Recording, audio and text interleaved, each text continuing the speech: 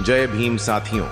दलित दलित नाम सुनते ही लोगों को लगता है कि यह एक पीड़ित, शोषित, दबाया हुआ इंसान जिनका हक छीना गया हो। हमारे देश में दलित नाम सुनते ही लोगों के मन में चलता है कि दलितों को अपने घर के आसपास नहीं रहने देना है, नहीं दलित की बच्चा को पढ़ने देना है। लेकिन बाबा साहब अंबेडकर जी के संघर्ष के कारण जातिवाद खत्म हो रहा है। दलित का भी बच्चा पढ़ सकता है, दलित का भी बच्चा दुनिया में नाम कर रहा है। फिल्मी लाइन, बिजनेस में, आदि क्षेत्रों में अपनी नाम कर रही हैं। आज हम आपको भारत के 10 दलित हीरो और हीरोइन के बारे में बताएंगे जो देशों में अपनी छाप छोड़ी है। एक दलित हीरोइन तो विश्व सुंदरी है। इस वीडियो को देखने से पहले आप लोग कहां से वीडियो देख रहे हैं कमेंट कर दीजिए, ताकि हमें भी मालूम चले कि बाबा साहेब अंबेडकर जी की अनुयायी कहां कहां है।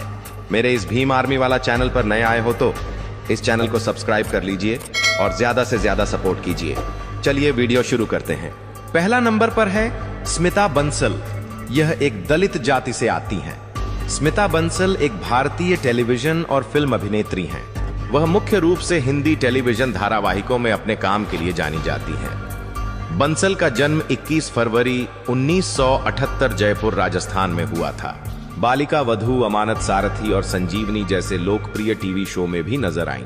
हिंदी फिल्मों के अलावा उन्होंने कुछ राजस्थानी फिल्मों में भी अभिनय किया है। वह थिएटर से भी जुड़ी हुई हैं और कई स्टेज परफॉर्मेंस कर चुकी हैं। इसके अलावा उन्होंने खतरों के खिलाड़ी 9 जैसे रियलिटी शो में भी भाग लिया था। वर्तमान में स्मिता बालिका वधू नामक धारावाहिक में कार्यरत हैं। अगला दलित हीरो हैं जॉनी लीवर।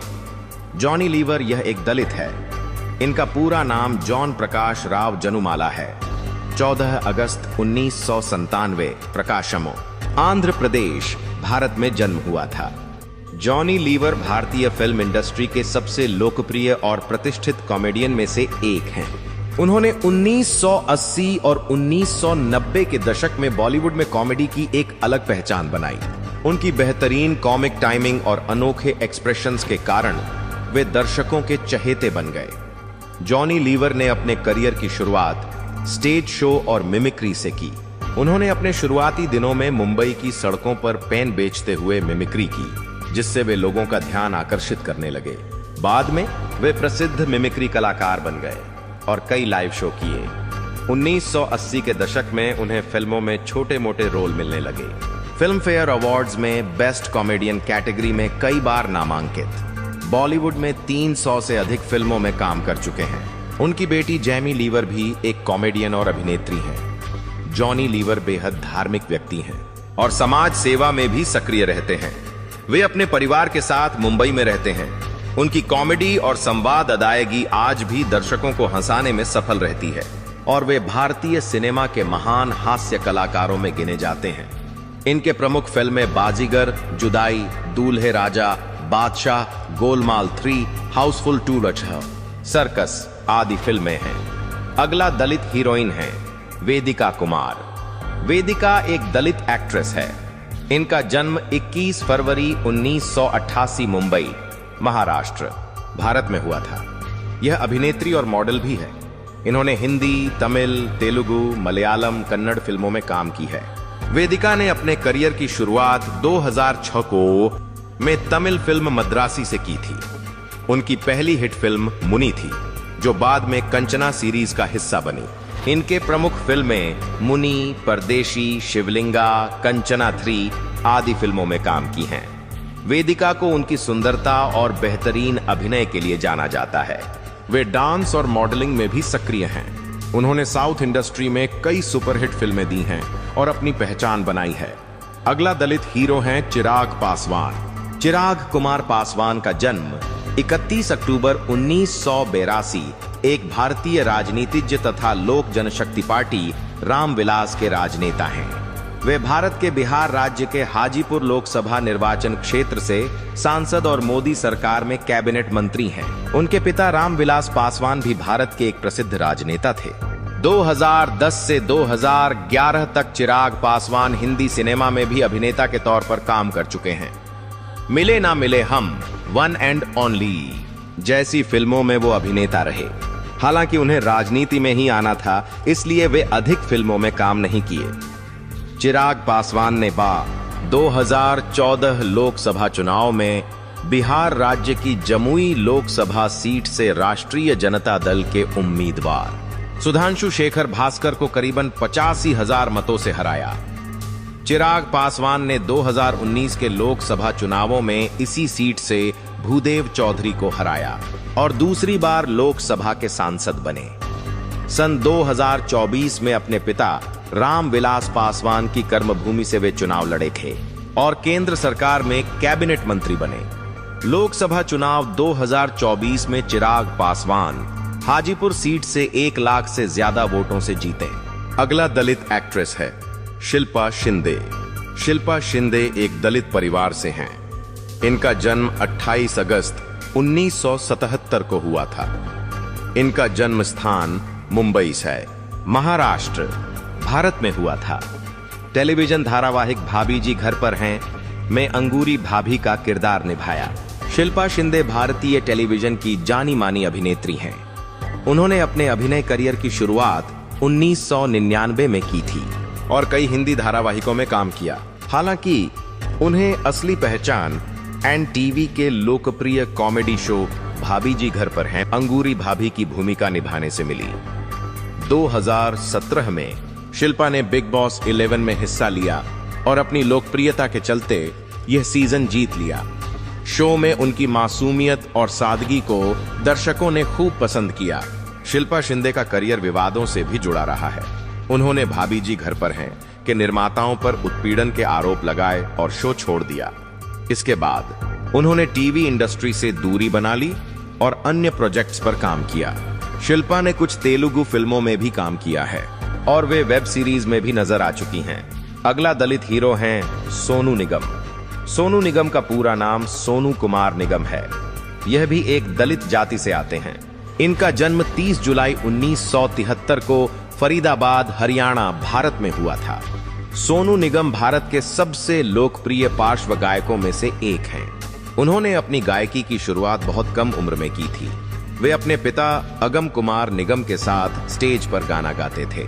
19 साल की उम्र में वे मुंबई चले गए और वहां अपने संगीत करियर की शुरुआत की। उन्होंने 90 के दशक में अपनी अलग पहचान बनाई और आज भी भारतीय संगीत जगत के अग्रणी गायकों में गिने जाते हैं। इनके लोकप्रिय गाने अभी मुझ में कहीं, कल हो ना हो, संदेशे आते हैं, सूरज हुआ मध्यम, मैं अगर कहूं, मेरे हाथ में आदि संगीत गाए हैं। फिल्म फेयर अवार्ड इनको सर्वश्रेष्ठ पार्श्व गायक के लिए कई बार मिले हैं। राष्ट्रीय फिल्म पुरस्कार कल हो ना हो के लिए मिले हैं। IIFA अवार्ड अभी मुझ में कहीं के लिए मिले हैं। Zee cine award, star screen award और कई अन्य सम्मान अवार्ड ले चुके हैं। सोनू निगम ने कई बार भारतीय संगीत उद्योग में ऑटोट्यून और नेपोटिज्म को लेकर अपने विचार खुले तौर पर रखे हैं। सोनू निगम ने कई फिल्मों में भी छोटे रोल किए हैं, जैसे जानी दुश्मन, love in Nepal. Way reality show सा रे गमा पा और इंडियन आइडल के जज भी रह चुके हैं। उन्होंने अंतरराष्ट्रीय स्तर पर भी कई म्यूजिक प्रोजेक्ट्स किए हैं। सोनू निगम अपनी सुरीली आवाज और शानदार गायकी के लिए जाने जाते हैं और उनका संगीत आज भी लाखों दिलों को छूता है। अगला दलित एक्ट्रेस दिव्या भारती। दिव्या भारती का पूरा नाम दिव्या ओम प्रकाश भारती है। इनका जन्म 25 फरवरी 1974 को मुंबई, महाराष्ट्र, भारत में हुआ था। दिव्या भारतीय 90 के दशक की सबसे खूबसूरत और प्रतिभाशाली अभिनेत्रियों में से एक थीं। उन्होंने कम उम्र में ही बॉलीवुड और साउथ इंडियन फिल्मों में अपनी पहचान बना ली थी। उनका फिल्मी करियर बहुत ही छोटा लेकिन बेहद सफल रहा। उन्होंने अपने अभिनय की शुरुआत तेलुगु फिल्म बोब्बिली राजा से की थी, जिसमें उन्होंने वेंकटेश के साथ काम किया। इसके बाद उन्होंने कई हिट तेलुगु फिल्में दी और फिर बॉलीवुड में कदम रखा। उनके प्रसिद्ध फिल्में विश्वात्मा, 7 समुंदर पार गाने से मशहूर हुईं। शोला और शबनम गोविंदा के साथ सुपरहिट हुई। दीवाना शाहरुख खान और ऋषि कपूर के साथ यह फिल्म ब्लॉकबस्टर रही। बलवान, क्षत्रिय, रंग उनकी आखिरी फिल्म हुई। दिव्या भारती ने 1992 में प्रसिद्ध फिल्म निर्माता साजिद नाडियाडवाला से शादी कर ली थी। हालांकि यह शादी गुप्त रखी गई थी और बाद में इसका खुलासा हुआ। 5 अप्रैल 1993 को मात्र 19 साल की उम्र में दिव्या भारती की मुंबई के वर्सोवा स्थित तुलसी अपार्टमेंट से गिरकर रहस्यमयी तरीके से मृत्यु हो गई। इस घटना को लेकर कई तरह की अटकलें लगाई गईं। कुछ ने इसे दुर्घटना, कुछ ने आत्महत्या, तो कुछ ने हत्या बताया। हालांकि पुलिस ने इसे एक एक्सीडेंट करार दिया और केस बंद कर दिया। उनकी मृत्यु के बाद बॉलीवुड में गहरा शोक छा गया था। उस समय वे कई बड़ी फिल्मों का हिस्सा थीं और उनकी जगह अन्य अभिनेत्रियों को लेना पड़ा। दिव्या भारती भले ही बहुत कम समय तक जीवित रहीं, लेकिन उन्होंने अपनी खूबसूरती, मासूमियत और बेहतरीन अभिनय से आज भी लोगों के दिलों में जगह बनाई हुई है। अगला है नागराज मंजुले। नागराज मंजुले एक प्रसिद्ध भारतीय फिल्म निर्देशक, लेखक और निर्माता हैं, जो मुख्य रूप से मराठी सिनेमा में अपने योगदान के लिए जाने जाते हैं। वह सामाजिक मुद्दों पर आधारित फिल्मों के लिए मशहूर हैं और उनकी फिल्में अक्सर जातिगत भेदभाव, सामाजिक असमानता और हाशिए पर पड़े लोगों की कहानियां दिखाती हैं। नागराज मंजुले की प्रमुख फिल्में फंड्री 2013, यह उनकी पहली फीचर फिल्म थी जो जातिगत भेदभाव और एक दलित लड़के की प्रेम कहानी को दर्शाती है। सैराट यह फिल्म एक अंतरजातीय प्रेम कहानी पर आधारित थी और इसे जबरदस्त लोकप्रियता मिली। बाद में इस फिल्म का कई भाषाओं में रीमेक बनाया गया। झुंड यह फिल्म विजय बरसे की कहानी पर आधारित है, जिन्होंने झुग्गी के बच्चों को फुटबॉल खेलकर जीवन सुधारने का अवसर दिया। इसमें अमिताभ बच्चन मुख्य भूमिका में थे। इसके अलावा नागराज मंजुले कवि भी हैं और उनकी कविताएं भी सामाजिक मुद्दों पर आधारित होती हैं। वे मराठी साहित्य और सिनेमा में एक महत्वपूर्ण हस्ती माने जाते हैं। अगला है नीरज घायवान। नीरज घायवान एक प्रसिद्ध भारतीय फिल्म निर्देशक और लेखक हैं, जो अपनी संवेदनशील और सामाजिक रूप से प्रासंगिक फिल्मों के लिए जाने जाते हैं। उन्होंने मुख्य रूप से जाति, वर्ग, लैंगिक असमानता और हाशिए पर पड़े समुदायों के मुद्दों को अपनी कहानियों में उजागर किया है। नीरज घायवान की प्रमुख फिल्म मसान, यह उनकी पहली फीचर फिल्म थी, जिसे कांस फिल्म फेस्टिवल में श्रेणी में सम्मानित किया गया। फिल्म बनारस की पृष्ठभूमि में 2 समानांतर कहानियों को दिखाती है, जो सामाजिक दबाव और व्यक्तिगत संघर्षों को उजागर करती हैं। सैक्रेड गेम्स सीजन 2 इस लोकप्रिय नेटफ्लिक्स वेब सीरीज के दूसरे सीजन के कुछ एपिसोड्स का निर्देशन नीरज घायवान ने किया था। घोड़े को जलेबी खाने ले जा रिया हूं, इस स्वतंत्र फिल्म में भी उनका सहयोग रहा। अजीब दास्तान्स मेड इन हेवन सीजन 2, इसमें उन्होंने एक महत्वपूर्ण एपिसोड का निर्देशन किया, जिसमें जातिगत भेदभाव और आम्बेडकरवादी विचारधारा को प्रभावशाली ढंग से प्रस्तुत किया गया। नीरज घायवान की खासियत उनकी बारीक सामाजिक दृष्टि और यथार्थवादी फिल्म निर्माण शैली में है। वह समकालीन भारतीय सिनेमा के सबसे संवेदनशील और विचारशील निर्देशकों में से एक माने जाते हैं। अगला दलित एक्ट्रेस है राखी सावंत। राखी सावंत एक भारतीय अभिनेत्री, डांसर और टेलीविजन पर्सनैलिटी हैं, जो अपनी बोल्ड और विवादास्पद छवि के लिए जानी जाती हैं। उन्होंने हिंदी फिल्मों में, टीवी शोज और रियलिटी शोज में हिस्सा लिया है और अक्सर अपने बयानों और पब्लिक अपीयरेंस की वजह से सुर्खियों में रहती हैं। राखी सावंत की फिल्मों की शुरुआत उन्होंने 1997 में अग्निचक्र फिल्म से बॉलीवुड में कदम रखा और बाद में मैं हूं ना, मस्ती और शूट आउट 8 लोखंडवाला जैसी फिल्मों में छोटे लेकिन यादगार रोल किए। वह कई हिट आइटम सॉन्ग्स का हिस्सा रही हैं, जिनमें परदेसिया काफी लोकप्रिय हुआ। बिग बॉस सीजन 1 में वो फाइनलिस्ट में से एक थीं। नच बलिए 3 और झलक दिखला जा 3 जैसी डांस रियलिटी शोज में भी भाग लिया। राखी का स्वयंवर, इस शो में उन्होंने अपने लिए दूल्हा चुनने का ड्रामा रचाया, जिससे वह काफी चर्चाओं में रहीं। वह अक्सर अपने विवादास्पद बयानों, राजनीतिक गतिविधियों और निजी जीवन को लेकर चर्चा में रहती हैं। राखी सावंत को इंडस्ट्री में एक एंटरटेनर और ड्रामा क्वीन के रूप में जाना जाता है। वह सोशल मीडिया पर भी काफी सक्रिय रहती हैं और आए दिन अपने फैंस के लिए नए कंटेंट लेकर आती हैं। अगला दलित हीरो हैं रजनीकांत। रजनीकांत भारतीय सिनेमा के सुपरस्टार है। रजनीकांत का असली नाम शिवाजी राव गायकवाड़ है। भारतीय फिल्म उद्योग के सबसे बड़े सुपरस्टार्स में से एक हैं। वे मुख्य रूप से तमिल सिनेमा में सक्रिय हैं, लेकिन उनकी लोकप्रियता पूरे भारत और अंतर्राष्ट्रीय स्तर तक फैली हुई है। उनकी फिल्मों का अलग ही फैन बेस है और उन्हें थलाइवा नेता के रूप में जाना जाता है। रजनीकांत का जन्म 12 दिसंबर 1950 को बेंगलुरु, कर्नाटक में हुआ था। फिल्मों में आने से पहले वे बस कंडक्टर की नौकरी करते थे।